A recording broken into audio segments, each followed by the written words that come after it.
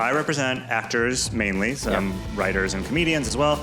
And what we do is we work with them to help find job opportunities. So if I was an executive, it's hard for me to put like 5 Indians in a TV show if we're trying to represent America here. So. Well, again, I'm sorry. I'm like the pushback queen here. All content is global now. I mean, like, TV's dead. If you give me that argument, I would be like, the show's going to end up on Netflix. The changes now are happening way faster than they did. Like, it's almost like, okay, it's shifting like this now. Nope, it's shifting like this now. Nope, AI now, it's shifting like this now. It's like do what you believe in and maybe tell your story and do the best you can, but it's hard to navigate what's going on. And like for Avantika to star in a Mean Girls. She got them to change her name. She's Karen, but she's Karen Shetty in the movie. So happy that like that's the work that we all did in a sense of like just keep pushing. Doesn't help us, but it helps them. The next generation. Great. Listen, we'll reincarnate. We'll die, we'll reincarnate. We'll I'm not back. here to set up the next generation, all right? I need to cash in now. What's going on, guys? My name's Tarun Shetty. Welcome to the Convo Sutra. Here, another fantastic episode. We got a fantastic show lined up for you. But first, let's do a quick intro for our audio listeners. Hey guys, I'm Natasha Chandel. I'm a writer, actor, stand-up comedian, and podcaster. Hi, I'm Mayuri. I'm an actress, dancer, figure skater, storyteller, and yoga professor. Hi, I'm Raj Raghavan. I'm a talent manager at Color Creative, a management company here in Los Angeles. Raj, for our people who don't know much about entertainment, what does a talent manager do here in Hollywood? So I represent actors mainly, some writers and comedians as well. And what we do is we work with them to help find job opportunities, primarily in film and television, but also in theater and now these days podcast, digital, you name it. And we work with them, maybe their agents and their lawyers, to sort of craft a career strategy, make introductions, get them to meet the right people that can work on them with their projects, auditions, you kind of anything and everything in furtherance of getting them more opportunities, right? And our job is to get them in rooms, get them in the door, and then they have to deliver on their end. So are you screwed without a manager here in LA?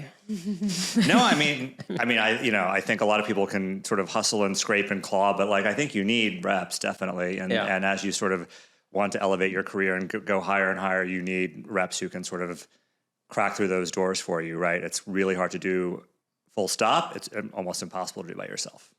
Because on last week's show, that actually came up that there aren't enough South Asian people behind the scenes, and you're actually one of them. So I guess what was the genesis behind you actually becoming a talent manager? Yeah, it's a great question. And by the way, there still are very few, right, South Asian reps in the business. You're the only one, I think.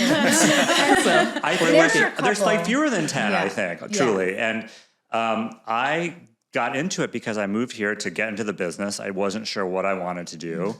And all the advice I got was go work at a talent agency and you'll figure out what you want. You'll meet lawyers and agents and managers and publicists and studio and casting and figure out what part of the business appeals to you.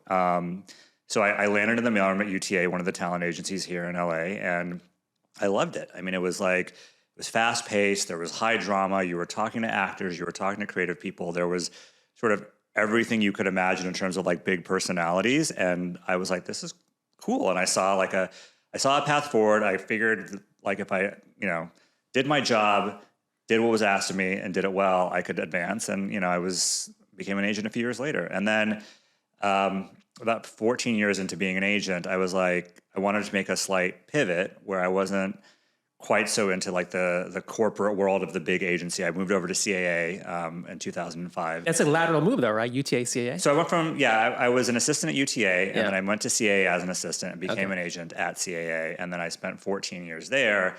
And by 2019, when I left, it had gotten too big for me personally.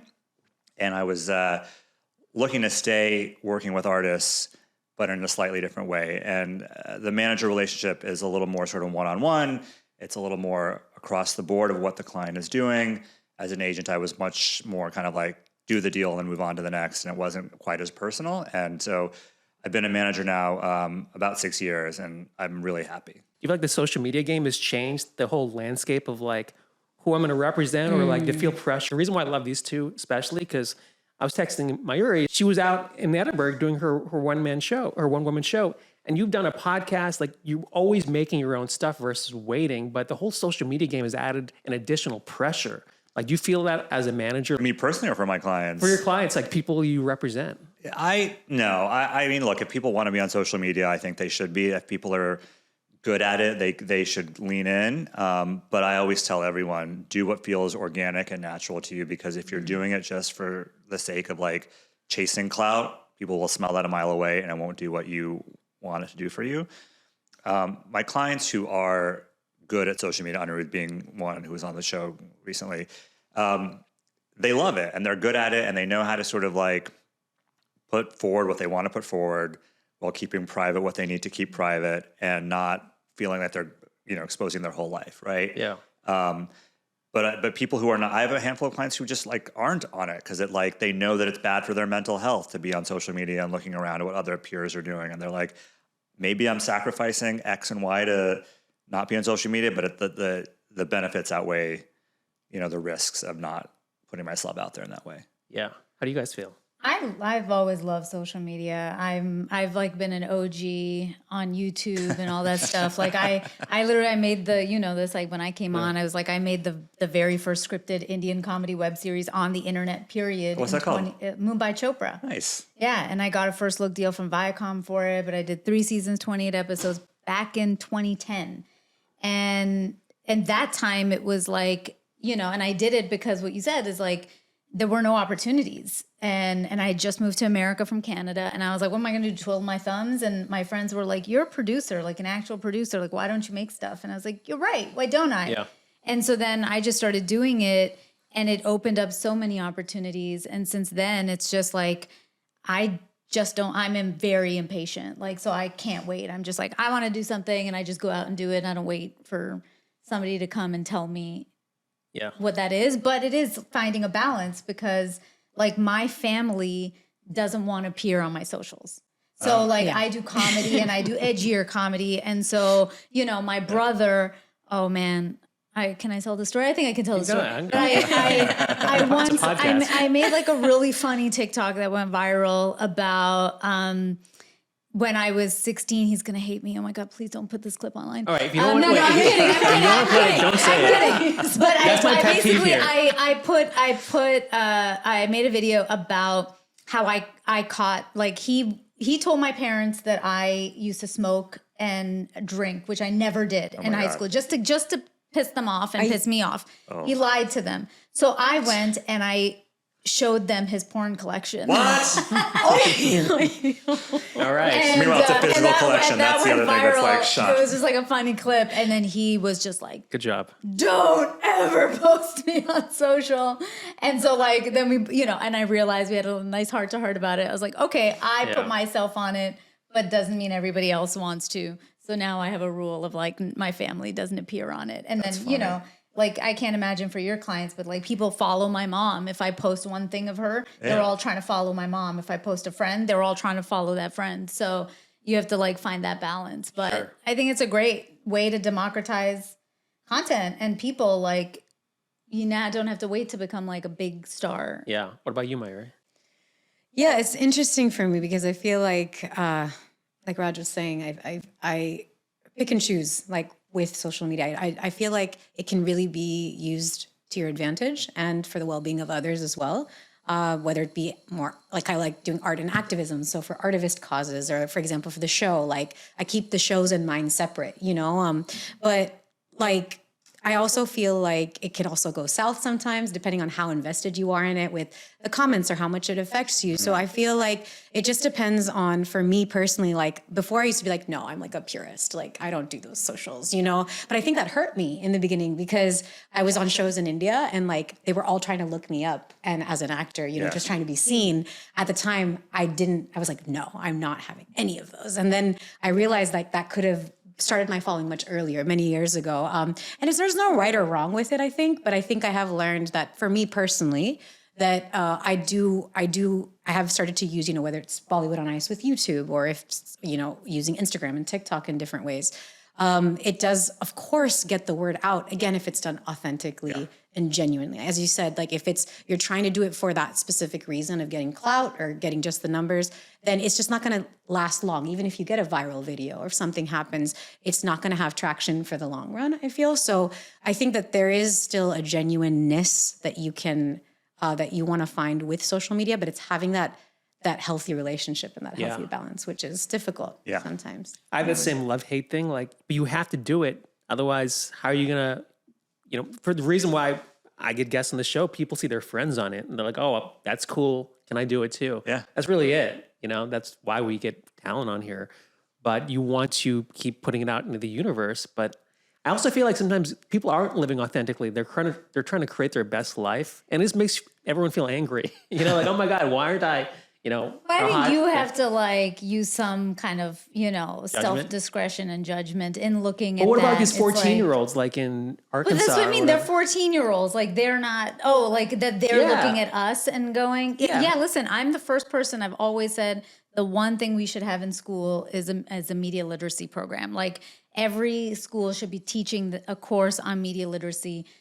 I had that when I was 16 and it changed my life because I realized that, what I'm watching is like curated. It's meant to make me feel a certain way. And then it just helped me to have like a distance with the content that I was consuming. And we just don't do that now. Now we just give everybody all this information, but there's nothing to help them use their critical thinking. Hey, sorry to interrupt. If you like this episode, please don't forget to like and subscribe.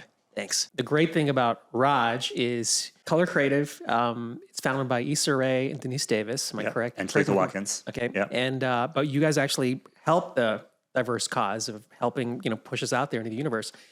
Do you feel like South Asians are well represented? Do you have like a mission statement to actually do that? The company's mission statement, which I don't have to heart, but it's basically to represent and work with women and people of color and LGBT voices, traditionally underrepresented in film and television, and help them tell innovative stories that change the culture ideally, right? I mean, Issa, we don't represent, but that she's kind of the North Star of someone who did it herself and then created this sort of genre-defining show in Insecure and sort of has built an empire out of that. And as far as South Asians and film and TV go, it's weird. Like I'm seeing a lot of roles casting right now for Indian and South Asian folks. I don't know why that is. And there are shows that are entirely South Asian. There are shows where there are roles specifically written as Indian. And I don't know what that is, but it's fun. I'm happy for it, right? And it's opportunities for my clients. I think it's overdue. Yeah. And hopefully that means that if there's more on screen, there'll be more behind the scenes, kind of as a spillover effect too.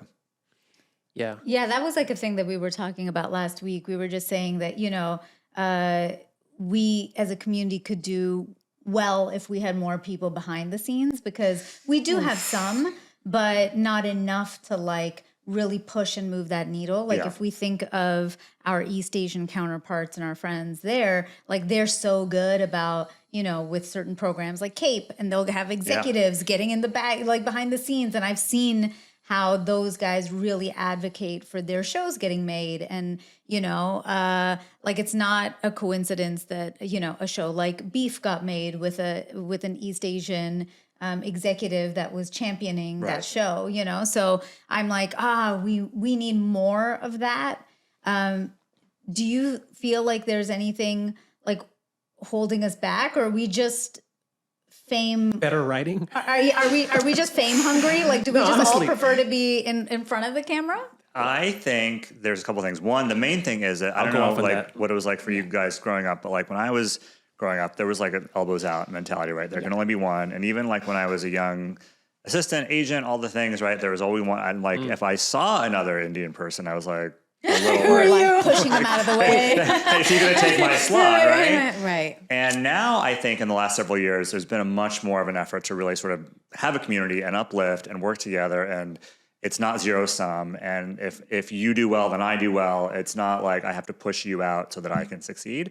And I think that's really exciting. I think that's part of why we're seeing some more of this stuff, more of this these shows and movies bubble up. And hopefully that leads to more. Yeah. Yeah. Wasn't Shyamalan's cousin in UTA? Yeah. He was an agent there. He was another Indian guy. Ashwin, right? Yeah. He's a great guy. Yeah. Yeah, I've heard about it. I've never met that guy, but so he works with Knight now. Yeah. But yeah, he was an agent. You were an assistant when I started at UT. I went to NYU. When we finished, me and my roommate, we got Shyamalan's number because we went to NYU, and we were like, "Can you hire us?" He's like, "No." He's like, "It's just me and my cousin." He's like, "We're not going to hire you." But he was super cool to take her a call. Yeah, that's awesome. Wait, what was your beef? You were about to be like, "Hey, I'm gonna go off." You know, I just feel like look, Mindy Kaling's great, but we make also a lot of horrible Desi shows, and if there's no audience, they don't do well.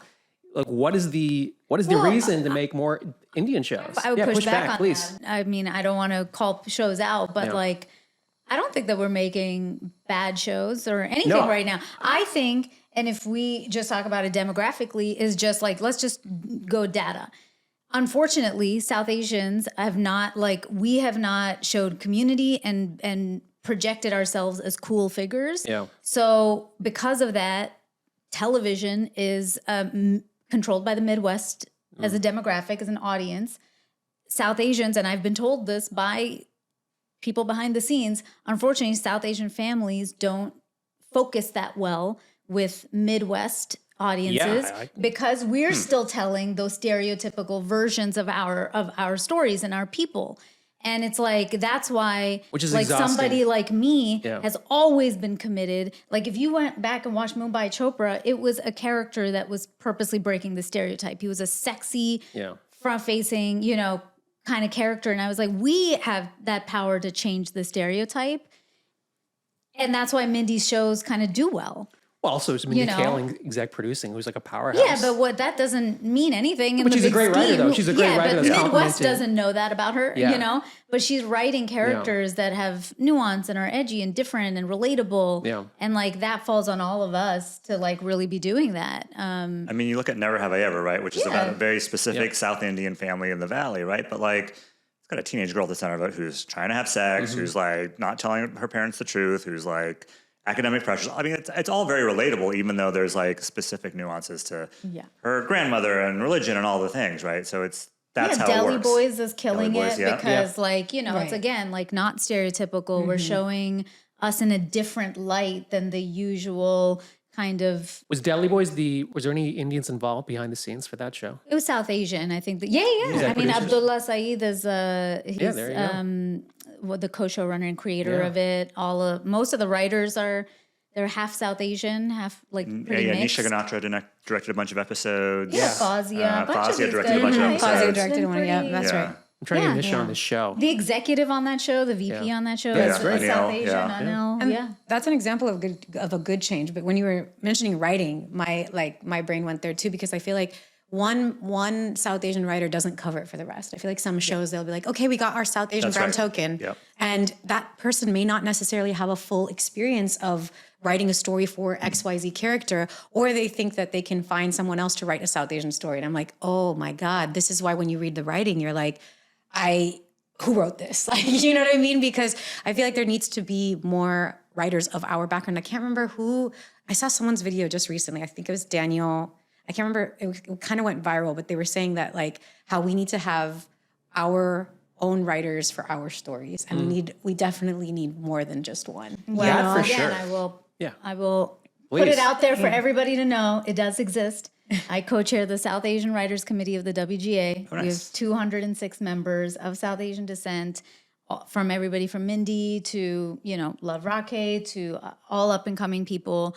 Our big issue, and I'm curious what you think of this, Raj, is like, when people are staffing shows, and this is one of our personal beefs that we've had, and the reason we advocated for a separate South Asian Writers Committee versus Asian American Writers Committee, was because when people are staffing, they'll say we want an Asian writer, but they're not thinking us when they say Asian. They're thinking East Asian. And so we're never even submitted half the time for those things, which is why we advocated and said we need a separate thing in casting.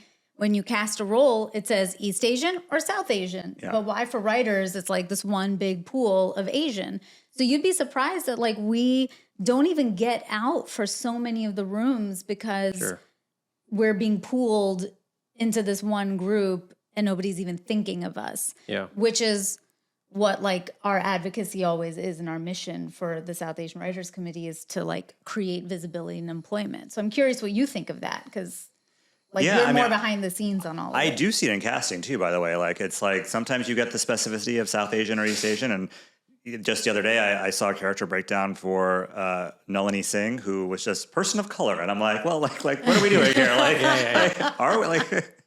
So I think there's I don't know, there's some people are well intentioned and try to do it, and some people are really just sort of like trying to like tick a box and fill a quota and make sure that they're like, oh, we can't have an all white situation here. So I think you just, what I like to do is if I see an opportunity to call somebody out on that, I will, if there's the right moment, if I see something and can be like, well, wait a second, like this isn't okay, right? What you're doing. And half the time they're like, what? No, I don't know. They get all flustered and freaked out. And then you have to kind of like, I'm not like scolding you, but I'm just trying to like help you understand that what you've created here is not the right situation. And yeah, totally. You go. No, I was going to say there was a show called Outsource back in the day, and the guy I used to work with, his brother created the show, and he was a white guy, and I was like, he was a super nice guy, but I was like, so I was talking to the brother, and I was like, I was a comedian, and I was like, do you think I can be a writer because there was no Indians? He was like, maybe if it gets season 2, but I have no pull. But I remember thinking there's like a white guy running the show, you know, with like a white staff with Indians in the cast, and I was like, this is so ridiculous how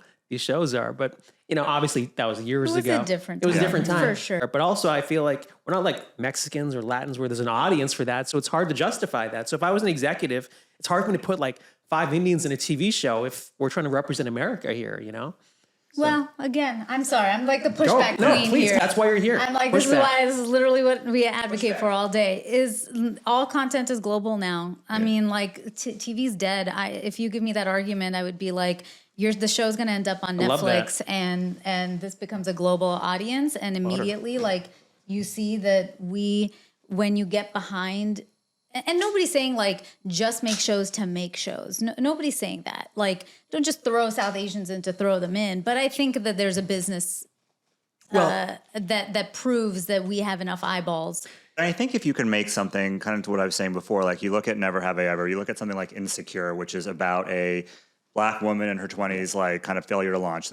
It's super universal, right? Or like something like Atlanta, you know, which is like, again, about a specific sort of, you know, music and the Black community in the South. But it's like, it is so relatable. Like the main character in Atlanta, like went to Princeton and never really amounted to anything. And like, that is something that we all sort of struggle with in some way or another. Like, are we not living up to our potential? And we see others around us who are doing well. So I think you can make shows that like 20 years ago would have been considered niche, but if they're well done and like, can speak to kind of universal truths, they do sort of transcend just the like being for one demographic. And that's, I think, the goal, right? Yeah. Netflix is making Unaccustomed Earth based on the Jhumpa Lahiri novel with a Indian showrunner and Indian director. But then you also have John Wells involved because that's how you get it over the finish line. And you like, those are all the kind of compromises that I think we're still making, but also like, I think will help push people forward. Well, the great thing is Netflix and all these streamers, they kind of have to think internationally now. So it's almost like their hand is forced if they want to, you know, really monetize this properly globally. So also it's like good to think critically. I feel like sometimes people feel so, like you were saying before about like, if you say something, they feel like and it's like, you don't need to, it almost feels like sometimes we might have to tiptoe around to explain something, but it's like, no, if we have a conversation, if we communicate and talk about how to make these things stronger and how to have these stories told in a more authentic, I don't want to overuse that word, but like, you know, in a more genuine way, then we can actually move the stories forward and feel like, oh, we're being heard. And like, not everyone's going to love everything. That's for sure. Yeah. But at the same time, I think there's good things to be said about criticism and like, how do we take it forward? Because there's some shows that I've seen where I'm like, okay, they had like 1 or maybe max 2 Indian writers, but even the Indian writers didn't get it right. And it's like, well, yeah, I'm like, okay, we're not mixing North and South Indian with the same thing. Like it's too obvious. So it's like, how can we get more voices in? And it's going to happen by more work coming out, the work that's developing, but then also like, you know, how can we take feedback and criticism and be like, okay, like, let's continue to make this stronger, not take it like, oh my God, it, you know, either like I'm doing something wrong or like everyone hates me or, you know, it's like, that's how we grow, I feel. There was a conversation when your client, Anirudh was on, I love that kid, one of my favorite episodes of the year. And I got so many comments like, hey, this guy's like a younger version of you, you know, back in the day. And I was thinking, I was like, you know, we can all relate to this because back in the day, it was different as actors. And now I feel like there's more opportunities. And I'm not bitter about it, just the way it is. But I think the the business will move forward and there will be more opportunities the longer you're in it. And hopefully we can all like cash in. Oh yeah. I mean, I think about that with like some of your talent who's so great, like Avantika and stuff, you know, it's like, I remember like when we started as kids, there were maybe one South Asian role in like almost a year, you know what I mean? And I don't know if that happened to you, but I almost never went for South Asian back in the day. Oh, I went for like, I went for them. You did? I mean, Cal Penn booked all of them. Oh, okay. I was up for like Harold Kumar, everything he was up for. I was like, okay, great. But like, I think back in the day, it was so like, there were so few roles that you almost went for anything that they could try to pass you off for that was like, you know, ethnically ambiguous. But now it's so great to see like all these opportunities and like for Avantika to star in Mean Girls as, you know. And she got them to change her name. And she's Karen, but she's Karen Shetty in the movie, right? And she's like, I'm Shetty. Yeah, there you go. But that's amazing, right? Like, and so like, I'm so happy that like, that's the work that, that we all did in a sense of like, just keep pushing and eventually, you know, doesn't help us, but it helps them. Shifting gears, Next like generation. Yeah. Great. Listen, we'll reincarnate. We'll die. We'll reincarnate here. I'm not here to set up the next generation. All right, I need to cash in now. Speaking on like a macro level, like how do you feel about Hollywood right now? Because I know a lot of people who are moving out of Hollywood. I keep hearing Hollywood shrinking. Do you see that for yourself? Like one of my good family friends, he's a producer, and we were talking about this. Do you feel like it's harder to get projects over the finish line? Oh yeah, it's really ever since COVID and then the strikes and the industry pullback and all the things. It's like triple whammy, right, or quadruple whammy. And so I think there's a real malaise and there's a real sort of like, what are we doing? But I think we're kind of coming out of it. And just I was talking to Natasha before this, right? The cadence is going to be different, but I think it will resume some kind of a cadence. And if I were a producer or craftsperson or something, I would be really freaked out, I think, because production is leaving LA and the US. But, you know, as a talent representative, it's a little easier in a sense because my clients can go anywhere if they want to. And a lot of them are now way more open to going anywhere than they used to be because that's where the jobs are.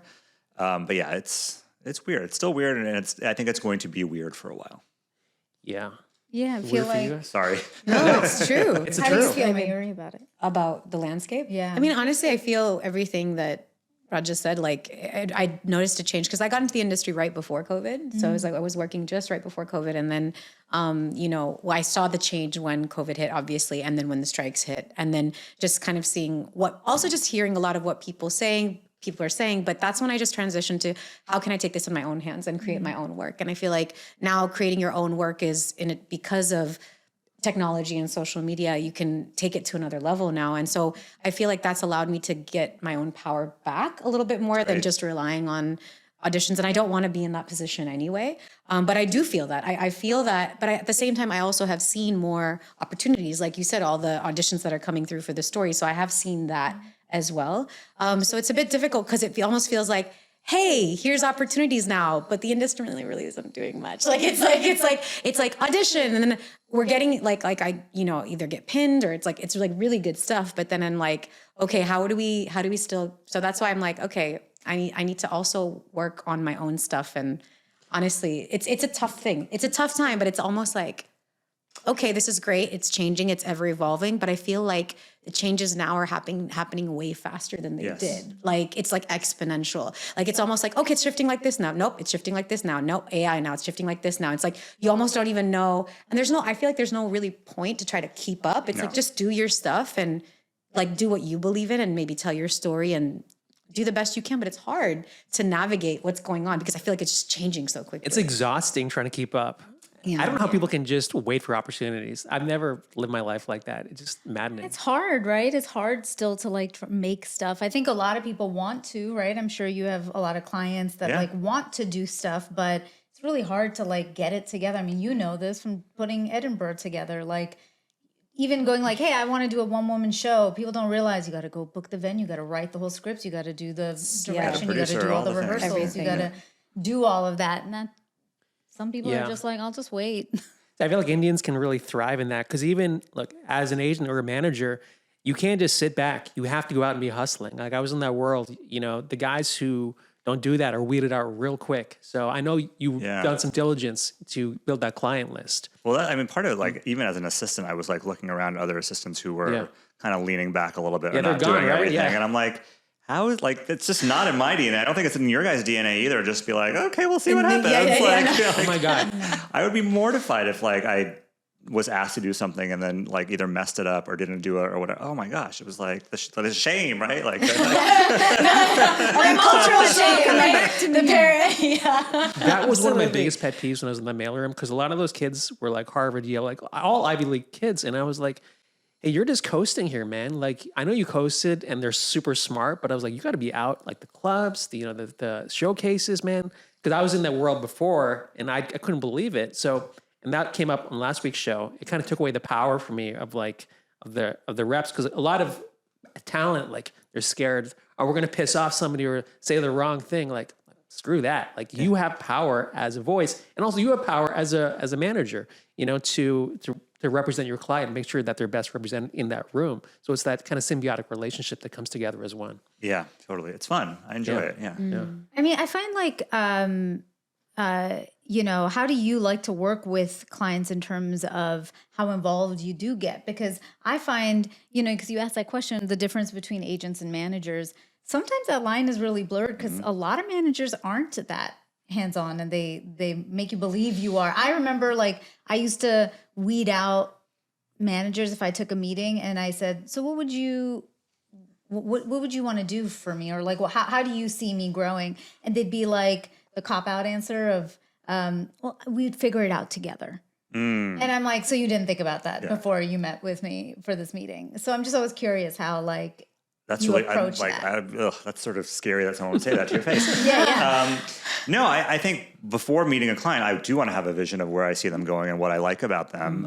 But it is a collaboration, right? And it's something that we're doing together. And I would have goals, and the client's going to have their own goals. But I say to everyone that I meet, I want this to be a dialogue, and you're going to have a point of view. I'm going to have a point of view. It may be opposite, but I'm going to tell you all the reasons I think something, and then we have to come to a decision, and it's your life and your career. So it's ultimately you're the captain of the thing. But I don't want to work with people. I've had clients in the past who are you're just my buffer to the rest of the business, and you'll sort of follow my instructions. And I'm like, this is not interesting to me.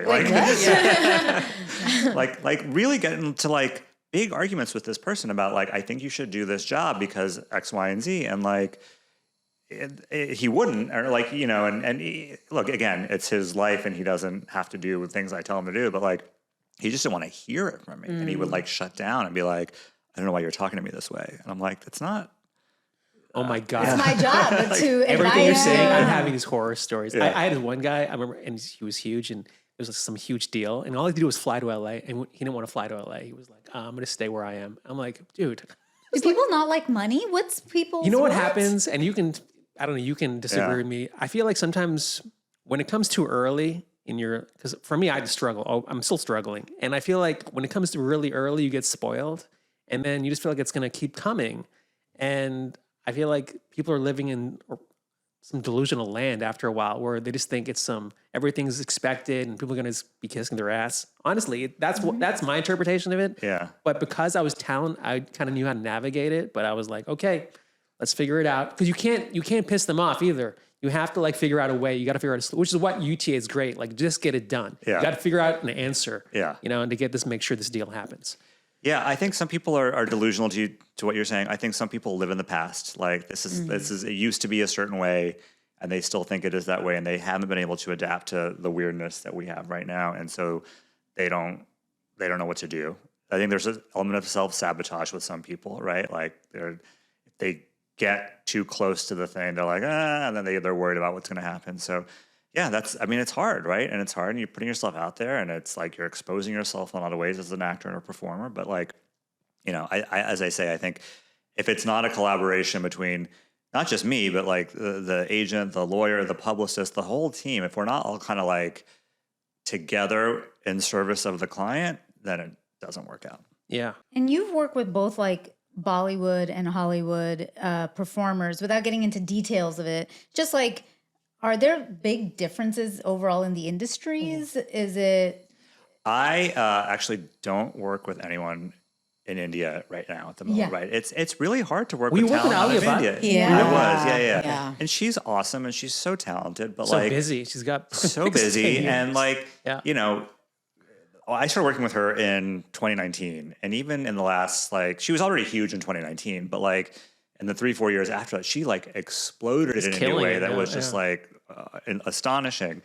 And, you know, there's an element of like, everything comes to you and you're treated so royally there, right? Like, why sort of give it up to be like, you know, third banana in like some giant movie, right? For Netflix. It doesn't help her. And it's not like the right use of her time. And so I mean, a long way to say that like the talent in India, once they get to a certain level, they're just not interested in working here, right? It's not, the cost benefit is not worth it for them. And so I think that like, I mainly work with people from the States now because it's just, they're part of the system that I understand, right? The process there is not as professionalized as I'd like it to be. Like, and narrate the script to me. Oh my God. That's such a funny. Would you just be mortified if somebody came to your house and like acted out a script for you for 2 hours? But it's like 3 hours. I'm like, oh my gosh, I've like fully forgotten. I'm like, maybe we need to teach them the concept of the pitch. Is like, here's a 15-minute pitch. And I would rather read a script in 90 minutes than have someone come to my house and act it out for me. Like, I kind of want to do the narration thing, to be honest with you. You want the live narration to you. You want to be narrated to, or you want to be the director who's doing it? Perform for me. You know. Eat popcorn. Hey, sorry to interrupt. If you like what you see, please consider advertising with us. Reach out at theconvosutra@gmail.com. What advice, I guess, for people who are, I guess we have a lot of people who love Hollywood. Like, what would you just tell someone who wants to come to Hollywood and be in the business? You got to work hard. I mean, it sounds so cliche, but you have to do it. If you are so lucky as to get your foot in the door and start getting auditions and all of that, like, do them well, do them quickly, you know, show up. I think it's like super important to build a professional network in LA. Like, and that's like, that means you're going to events, you're going to shows, you're going to whatever to like, you know, just meet people and like treat it as a job, right? I think that's like, people think it's a party and there is a party to it, but it's also a job. And, you know, I think you have to, the other cliche is if you want to do this, it has to be the only thing you can think of doing, right? And like, if you're kind of half in, it's not going to work, right? And so if you're in, be all in and, you know, commit to it and, I don't know, have a thick skin and really sort of continuously learn and improve and don't just like think you're great and now you're done. You got to keep training and working with people. And training means either an actor as a writer, training your body, like all of the things, right? And it's a constant process. And you know, I don't know that any actor or writer or director thinks they've made it, right? Like even I think, even if you're at the top of the mountain, I think you still feel like there are things that you're missing, and it's like you got to have that hunger and that drive. Is there a specific quality that catches your eye about an artist or something that stands out for you? No, I think I know when I see it. I think there's like, I like to say that if I remember somebody, like if I see something and I'm like, oh, who is that? And then I look them up and I remember them from the other thing. That is my brain telling me that you've noticed them. I don't know. I think it's like it's an alchemy, right? Like, Je ne sais quoi. Je ne sais quoi. Yeah, you just feel it. Yeah. Did you always want to be in talent and work in Hollywood? I acted in high school and college, like not professionally, like in school plays and stuff. And I was always, and I also like was, you know, I don't know how old you guys are, nor do I care, but like I would read the play between 25 exactly and mid to late 20s. But I would read like the fall TV preview, right, and like what's on TV on Thursday night this week or this year, and like I was so curious about the business of it. I knew that I wanted. Where'd to you work grow up? in Dallas. Okay. Yeah. Okay. Texas. So I knew that I wanted to do something, and I just didn't know how to go about doing it. Yeah. That's the agency. And wait, you went to Stanford, right? Yes. So what was your major in Stanford? Computer science. Oh my God. Well, that was going to be my question is like for the advice of like, don't be half in, but would you advise people to still have like a backup plan?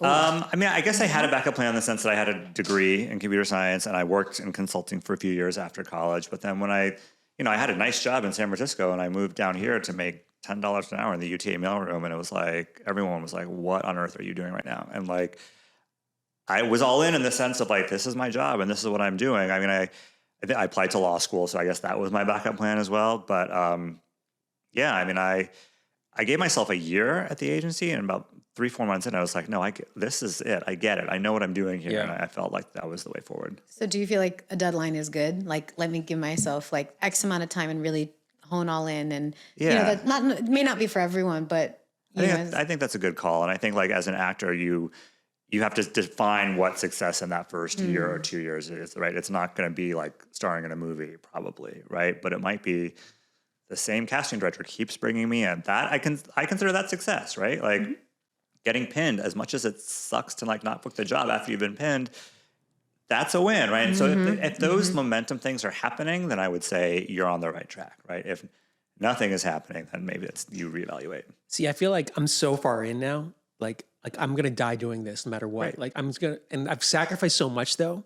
But this is all I know, honestly. Like I've tried doing other things, selling cars, and like you don't want to just say in it because of resentment, just because you've been in it so long. That too. Well, no, honestly, there's nobody to prove to. Like, but also, it's timing, right? Like you don't control time, and you never know. Like I get the deadline thing, but I'm also like, it's not a meritocracy. Like sadly, our industry. So I feel like Morgan Freeman and stuff are a great example of people who might not have had anything, and then at 44 he booked.